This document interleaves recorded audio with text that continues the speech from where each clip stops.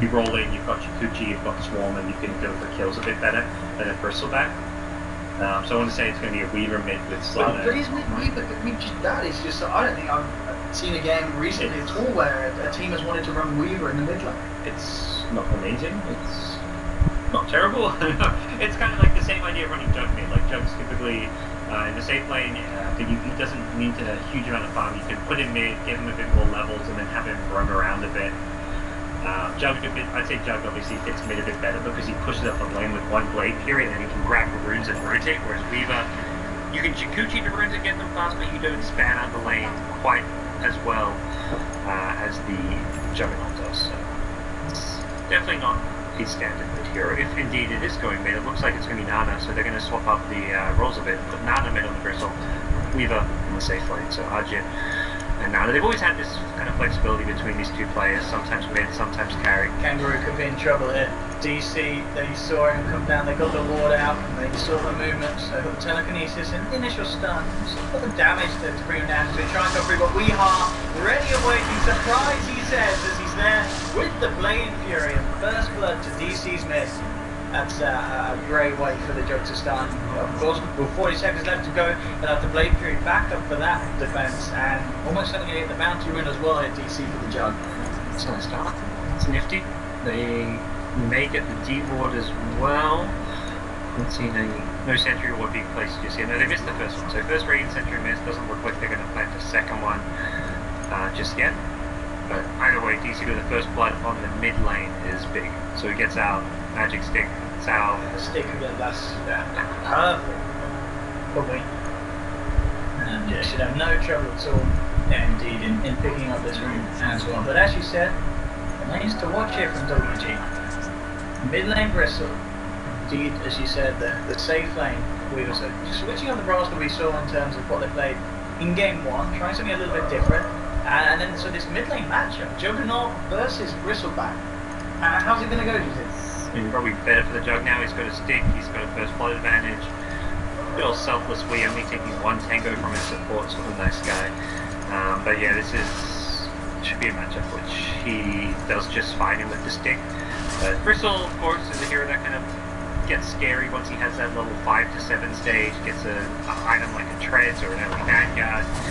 You're not looking to win your lane as a Bristle in these 1v1 mids. You're just looking to get solo XP, the fast kind of core item on yourself.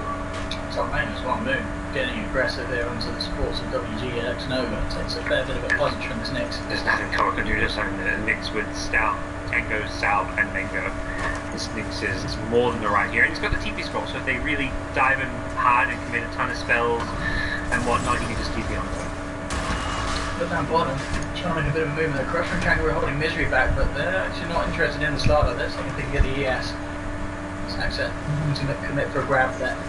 Just keeping the space for Resolution to find the farm on this bottom lane. And the really nice thing about the lane step is DC don't even have to camp over mid. The Jug does just fine 1v1. I mean, CS is slightly behind right now, but I think we're going to see him do just fine. He's got all the stick charges in the world. He can Blade Fury death to farm. That Ogre's actually going to help out bottom. He wants to secure the safe lane because Morph's like the key hero when you look at their draft and how they want to win. It's going to be with a farm Morph. Yeah, lanes at the moment certainly looking to be going in the favour of DC. Moon only just messing around with the pull. As you said, Nova trying to do his best to harass him, but really very little he can do with this before he gets the leverage. You know, once he gets maybe the man leak and such, he can try, but then he's got to worry about the spike characters, and Moon can expect him to play around that. Absolutely A-OK. Mid lane's gone surprisingly well for Nana, like just being able to quill spray through the blade. You can't Blade Fury if you get, like often you get like half HP or down to a third HP, you just Blade Fury and then run away as it's about to end, but the quill spray is being physical, go through it. So Nana's had a boots bottle already. He's really doing quite alright just by spamming quills. He doesn't care about giving Lee the stick charges, but now it's a 1, so now it's not 10 charges, you get to 17 to be more efficient. One man as well, Saxon. There's a little bit of a spot bother. Alpha and Kangaroo trying to move in. The backup is there from Resolution and Misery, but then they've both managed to turn it around, and they're taking not just one, but both of the heroes down. Yikes. Saxon walks it off. Once you roll in your full grid mid lane, Nana with this 15 HP solo kill brings down the Jug. That's Nana's probably just like, alright team, stop beating bottom lane, I've got this, I'm winning mid. Yeah, sure. And First Spirit's going to TP in, refill his bottle. Nicely played. Nana's going to be back up ready to fight shape soon enough. And yeah, he's actually started putting the... I didn't really know what to expect with this Jug vs Bristle. I thought Jug would be fine in the just straight farm, but it seems like Bristle is actually just going to... I mean, maybe that's the thing as well. Maybe we didn't know what to expect. Yeah, he's probably not used to playing up against the Bristle in the mid lane. In my mind, I'm thinking Jug, edgy hero, pretty good base armor, pretty good armor. Like 6 armor in general should be pretty good at negating full damage, but I mean, it was quite some patches ago where the damage block from Full Man Shield doesn't block stuff on Quill Sprayed anymore, so yeah, it seems like the Quill stack, the nice thing about mid lane is you're always going to be able to stack lots of Quills because you don't want to run away like far, like the lanes are so close to each other, the two towers, that it's easy to get high stacks up, and that's where we is getting kind of bullied here. Well, no, Sax, he's only just gone and Cliff Kangaroo. So Kangaroo. Things getting even right. Yeah. In the bottom lane, whereas the mid lane's going fine, the top lane, it's going alright. Like Ajit's he's farming. Sax has got a DD as well now. So he doesn't have those. He put the Sentry Ward down for that initial bit of vision you get when you first plant it, but they haven't done anything to see Kangaroo further. Bloodlusted Rubik with DD. Oh, it's your worst nightmare. He's just pulling up it. What is this? They're sending TPs down. They're like, guys, we've got a Rubik here with DD and Bloodlust. Oh, it was okay, getting off quickly, but yeah.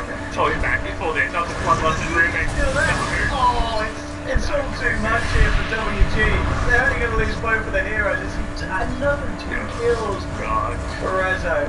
DD Stacks is just loving his life here in the middle of Yeah, this lane doesn't get much worse. Maybe you lose your tower, it does get worse. But mid lane, as you said, is 5 for 9. Top lane as well in terms of farm, we're looking at RG, JB, he's doing alright in the CS, he's not quite where resolution is, but it's still good news. But I guess obviously the real trade-off is the fact that Moon, he's doing fine on his off lane, whereas the off lane for WG is where it's all pulling apart really. Yeah. And you can, the CS is actually, or mid's going fine for me, other than the death, he was pretty much even on CS. It's a kind of lane where you just trade farm. And we'll see if we hit level 6 soon. Not that he's going to have kill potential with his Omni Slash too much without a friend, because level 6 Bristle has a 1000 HP with the treads, so just cost effective hit point. Now I want to make sure we can't kill him off with an Omni Slash. He actually did the level Omni Slash. Oh, he's saving it. Yeah, we got his levels are down. He could be in trouble. He's got 12 charges. He's pulling it back up. That's great, stacking up. I'm not going to even go for the lift. You pull him in, you're basically pulling him in to get multiple stacks, and the damage was not going to be there from the Omni Slash, I believe. What kind of builds do you think we're going to see from the mid Bristle? Are we going to see those kind of auras, or is he going to go for more of a right-click kind of... I want to say he almost needs to play a bit more DPSing, but probably wants the Vanguard on the way. Vanguard into SNY. Ooh, nice stun. Catching him out, no problem. He's going to go for the TP, but yeah, it's going to happen. He's going to step with the telekinesis, the zap to the back, the DC, and yet another kill down towards this bottom half of the map where, again, it's this sort of side lane that we saw WG Unity faltering in the early game of Game 1, and it seems to be happening again here in Game 2. Yeah, this bottom lane just makes us one of those things where you're like, in hindsight, you should have just jungled the Slardar, give him an Iron Talon, and he could be level 5 right now. You've lost your tower anyway, so he could have just been straight up jungling, and this lane would be going much better, but they went to contest the lane, but the big decision from DC was leaving the Ogre there. They had the Ogre there to make sure the bottom lane was won, and once you see an Ogre there, WG just didn't have the ability to contest. Earth Spirit's still just level 2, Slardar level 4, only doesn't even have boots. This is an absolutely terrible start for these bottom laners. Still Nana can do. He's going to be one of those players that gets involved. And we're going to see him get a good kind of leg up as well, because the Ancients have started to be stacked. I imagine you are giving that to the Bristol team on a really can clear him across this side. Yep. So then it's just going to be, well, I question what he does. So what Vanguard first. And that's experience more than anything. Like the farm is really nice for Bristol, but that's a hero that can get all the farm in the world but get ignored because you don't have the best chase. Look at this up top. They want to try and get RJ. They need to get a set of stun there. Saxa and Misery are there. Misery's it might still be the night vision factor in there. It looks like a good amount of move. Able to close the gap. They've got not quite enough chase guns though as RJ's able to survive with the time lapse. Now they're just going to turn it right into DC. The Crusher Kangaroo coming out onto Moon, and they'll end up punishing the next assassin. And they may even get more as our Moon rolls across. The block of Saxa has the stun. They'll turn around with the face pop, but they're ready to dive in deep as RJ closing in on Ruby. Just needs to get the right. He doesn't even need the right click. The blast comes through from X-Nova, and WG Unity able to turn around that play very, very nicely. Just it wasn't quite enough to bring down RG over that control. That's one of those plays where it's just a miscalculation. DC thought they had the damage, they did the math in their head as a 3-man unit between Saxka, Misery, and Moon. No one said, hey, we don't have enough damage. Probably at least 1 or 2 of them would have said, we can get this kill. And all you need was 1 of those 3 players to say, alright, we don't have the damage, let's not do it. And I guess the call from Misery, the captain, said we can. Or whoever said we can, they did. They changed them pretty well. The lift perhaps slightly overlapped with the Fire Blast, but it didn't even really look like that was the problem. The Weaver just too tanky. And then clean up. And in a bit of space as Nana headed out around the lane, so it went down towards the bottom. Yep. And one more stack of the Ancients is what it's going to go for. It's going to go back for a Cloak, so just casual with booster. Okay. Cloak doesn't serve as like any kind of amazing item as far as saving a ton of magic damage, but there is some. I guess it's going to be good once the morph starts to get that new build on the heat lane. But yeah, it's obviously still a fair while away. It's just so confident here in the front lines. Like a healing ward, I got my 17 charges. Rezo free coming. This is very similar to game 1. It's the Rezo playing the hard carry, winning the early game when you're playing kind of 5v4 dota. It's on a Naga, it's a Morphling, but it's the same kind of idea. It's a hero that will not split push you to death, but will hit this item timing where you can't really fight. And I say item timing, he's not going to go for early game. He picks up a Tread's Dragon Lance, not going for the fast Lincolns, not going for the E-Blade. Wants to perhaps fight around his team a bit now. Doesn't have the best sustain as far as having any HP regen without the Perseverance, but we'll see how it goes. He's going to look into a Bristle back here. He doesn't actually have the ult, so Nana could actually try and chase this one down. But he's a little scared. It's very hard to kill to go for on his own, that Morphling. We'll back away, but 10 minutes in as we see Rezo at the top of the board, but still, Monar and RG in good places. Moon, after dying at top, had his arcane bridge slowed down, which is kind of hard to make lots of rotations as a Nyx without them because your mana pool's pretty bad. So it looks like he's going to finish his arcanes and then probably make some moves with his team. Going to be the Sanctity type role the last game. And it really is the same DC style from last game. They've got a mid hero that's elusive, hard to gank, hard to kill. Moon played the offlane initiator, and then Rezo just quietly farming away, waiting to get online. I think he needs to just as this in this. Looking at RJ, he needs more of his members up in the neighbourhood now. Brought in Morphling for this one, he TP'd up top, but yeah, looks like they're just going to go for the objective, get the tower instead of killers at this stage. Mid lane Weehar is on his own. So RJ will look to play around with him. We'll see how much he can actually do here. Weehar has got 17 1 charges, so he should be fine whatever the situation does end up going to. You know, he's okay. There's no way that RJ can look to try and get anything out of that. Really just tickling the jump. He's on the prowl now. He wanted to contest the ancient stats here. Bristle was very low in fact, but he gets there a bit late, not going to be able to stop it. And can't really solo kill too many of these heroes. Maybe go for the Earthspirit. Well, that's what they could probably do. Brings him down low. One more touch is going to be needed. We have comes in straight away with Blade Fury to finish off the kill. They had a Dire Sentry too. They saw the Nyx coming in. That's a nice wrap around it. Nice with a quick Omni Slash. Dodges the Slithering Crush. And he's actually going to be able to walk his way out of this one with the South of the Ready as well. I mean, RJ trying to chase. They look at the blast through. RJ, he actually get away with anything if he kills the Amplifier, and we're not doing a lot, but he's not going to die for it. And we keep it that was a very, very sweet Omni Slash. Yeah. And a split second where the Sentry saw the Nyx before he engaged, but Moon was fast there. He saw one hero. He's like, oh, I'm impaling. And that was before the Earthspirit could even react to the fact he had vision of Nyx with that Sentry. DC come out on top. Meanwhile, Rezo took the team on top. He's continuing to farm. He's farming some Ancients now. He's got all the tools he needs. He is going to go back for a Yasha, it looks like. So going for just whatever kind of early game items. He wants to be able to push towers and really offer a legitimate right to threat to WG Unity here in the early game. The attempt on Roshan here from WG, they've got good board control around it. DC in terms of them being able to contest it, it's quite likely because the speed that it goes down with this amount of mics out of WG are boasting. Nearby. Can he get anything? They have to be careful. Sentries are out around the mouth of the pit. So You know what's going on, but they're going to be too late. there's a nice little thing here for WG. As Nana takes the Aegis. And coming in, see if he can scout out any struggles at the side. Not actually heading straight away onto the side of the map of DC, seeing what he finds. He's only going to find a replicate. Tiny bit too late. DC were making a move to go in, but the second they saw the message pop up, they just claimed James said, no, we're done. What's the point? You're fighting in, you're a bit lacking vision in the area, you know your opponent's going to have a sentry there for the next. Don't take the fight unnecessarily. We are. I'm going to chase him down. How he rolls across. Licker now gone with a stun into a crush, and with the sacrifice, we are just melting to the physical damage of WG. Like Master just rolls onto the breaker. He says, I am going to be in position to stun him when this breaker ends. Gets it off, sets up for his team. It's certainly looking a little better in terms of the fights for WG, but as you mentioned, it's similar issues with Naga as was in game of Resolution's playstyle. And the hero that he's on it's scary if you let him get this one. It's one of those things where it's less scary when he's not going for that Lincoln's E-Blade timing though. Like you see him go for these fighting and you're like, well, he wants to be relevant now, but he's not feeling all that relevant. He's 2-0-3, but those were what, 4 of those 5 I want to say were from the laning stage as far as his involvement goes. So you're not looking at the wolf and thinking, oh, he's going to get the man star, then we're going to be in trouble. It's not an item that it's a decent item, but it's not like a game-changing item like the E-Blade pickup.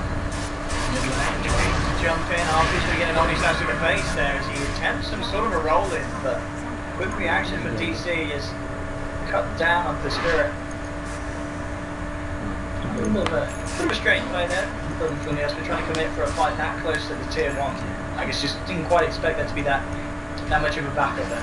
It's not getting Spirit's under a lot of pressure to make the plays and initiate. Slider still doesn't have blink, so basically it's up to Spirit to put himself in these dangerous positions to initiate and set up fights for his team. Oh god. Telekinesis, they got the damage to do it. Yes, they do. Kangaroo, he tried to turn around with Crusher holding back. Blink can't slow down anymore. That's the really key item for WG Unity as far as their mid-game goes, and they're not getting it. It's also just going to be a question, of course, how much they can fight around Nana or his crystal, how much they can utilise is pretty hard. He's pretty hard to take down. Vanguard and fight from inside. He's unkillable. Yeah. That's not really a problem if you're DC. You're looking at the crystal and he's unkillable. So what? Yeah. If you're worried you can pull towers, but that's where this morph build's really good because if WG 5-man and pulls towers, you've got a morph build that threatens to split push better. Like the Lincoln's build, you're going to split push, but you're not really threatening buildings as fast. But a Dragonlance Yasha build, that can break buildings much quicker. So basically he's reacting to the fact there's a Bristol game. It's like, well, he's going to try and they're going to try and 5-man, I'm going to try and threaten their buildings by going for a different build. So the WG, again, it's 5-men around the Crystal, they're hovering around top, but immediately we see the response at bottom from Rezo, and that's where Arjit, it's kind of his role to deal with this Morphling split push. He can't really kill the Morph by any means, but he can at least try and stop. So they're trying to find Saxa, but he Shikuchi's up to the high ground, and he's well and truly duped them. Bottom, Arjit and Rezo are fighting. No one's going to kill any. I don't know if I'd say that. It's like a Weaver versus Morph who actually kills either. It's a no-win situation. But Weaver forces the Morph to TP. That's the big. It's really a win for the Weaver there, just because it's a small, very tiny win because you stop the split push. You force Morph out of the lane, he slows down the spam, slows down the split push, and it sets you up to perhaps take a mid-tier 1 tower because they are grouping up those 5 around mid. The split push threat is being somewhat dealt with for now. I said he's already back bottom, Morph's back top, they're gearing up to split push as soon as possible. And now it's like, screw creeps, I'm just going to straight take this tier 1. We'll end up find the town, Saxa, read the steal again, we'll be able to reset it. The Shikuchi that you stolen, yeah. He's hanging around here. He's not going to reveal himself to us. He's omni-slashing bottom. Jumping in onto Argo, just roll away, but the master then comes in. We are just the TP out. No points in Bastion. For the build that he's got. Bit unlucky with the omni-slash bounces there, but I mean, I would say it's like a maybe 50-50 chance whether or not he bounced back to the Spirit to kill him off there, and he did get the kill. This is looking really rough for WG just because they can't catch heroes. Without the Slider Blink, they lack that catch they need to punish the split push. Even when they get it, Morphling is not really a hero you can kill, it's just the jug. Top lane move, unable to actually find the stun there. He was looking to try and bring down Kangaroo, but he has to find the quill sprays. He's in a lot of trouble here. One more and he's going to be popping. Nana turns around and attempts to kill onto the starter and shoves it right down Moon's throat. As he was trying to find that stun, he held onto it, he didn't feel confident in the angle as the starter with the sprint was just too slippery. Yep. Slaughter luckily survived. He died there, but again without his blink dagger, it was absolutely disastrous. And Nana gets high force to on bottom. It was one of those things where getting agents still a bit late. Stun. They kill this again. Yeah. We just TP's out and back to safety. It's so nice to play Jug in these games where there's nothing to cancel play during TP. This line of match is so unreliable. Maybe getting a little too confident here with his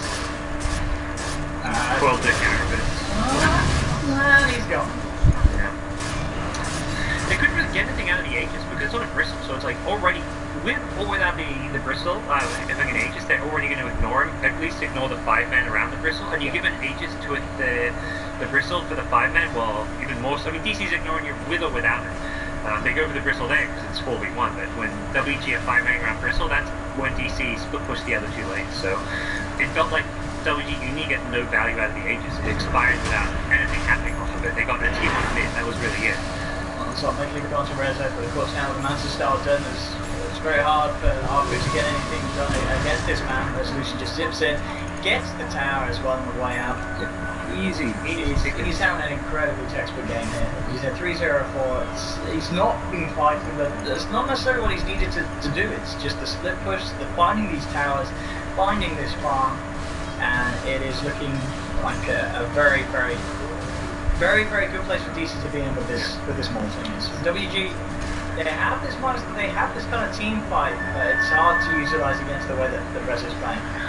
Yeah, it's not a massive lead for DC in terms of gold numbers, but taking into consideration the draft and WG Uni looking to do better in the early to mid game, Bristle here that's going to fall off naturally the longer the game goes. WG are in trouble. Look at the Saxa here, but with Stolar Shikuchi, he's just wasting their time. There's a lot of resources being used by WG to try and find this skill, they're not getting it. As he just TP's straight out. Yep. And meanwhile, top lane too. Yeah. And Rezu's split pushing on 450 HP, and that's not with full Agi, that's missing HP.